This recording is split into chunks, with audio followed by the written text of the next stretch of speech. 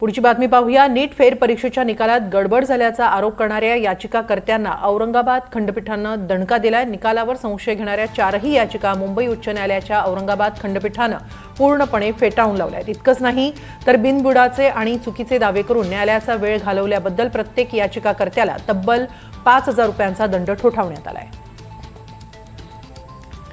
याबाबत अधिक माहिती घेऊया आमचे प्रतिनिधी मोहसिन शेख यांच्याकडून। मोहसिन, काय अधिक माहिती?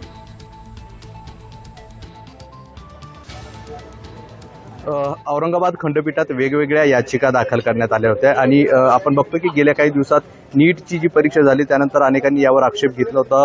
काहींनी मार्क्स कमी आल्याचं दाखवलं होतं, काहींनी वेगवेगळे मार्कमध्ये तफावत असल्याचे दावे केले होते आणि ही सगळ्या याचिका औरंगाबाद खंडपीठात दाखल करण्यात आल्या होत्या। 4 एकूण याचिका होत्या आणि यावर आज औरंगाबाद खंडपीठाने निकाल देताना या सगळ्या याचिका फेटाळून लावलेल्या आहे। सोबतच या सगळ्या याचिकाकर्त्यांना 5,000 रुपयाचा दंड देखील ठोठावण्यात आला। यात महत्त्वाची गोष्ट म्हणजे या सगळ्या प्रकरणात जेव्हा याचिका दाखल करण्यात आली तेव्हा न्यायालयासमोर स्वतः या नीटचे जे दिल्लीतील महत्त्वाचे अधिकारी आहे ते या ठिकाणी उपस्थित होते आणि या ठिकाणी ज्या विद्यार्थ्यांनी याचिका दाखल केली होती त्यांच्या ओरिजिनल मार्कशीट देखील यावेळी न्यायालयात सादर करण्यात आल्या। या सगळ्या मार्कशीट त्यांना पालकांना आणि विद्यार्थ्यांना दाखवण्यात आलं।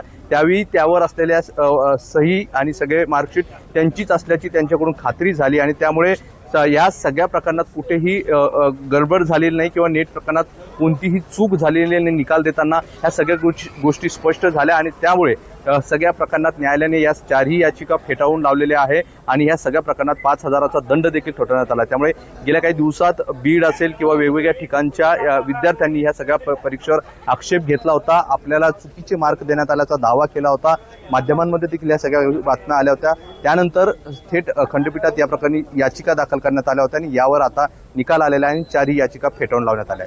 जी नक्की, धन्यवाद मोहसिन, आपण दिलेल्या या सविस्तर माहितीबद्दल।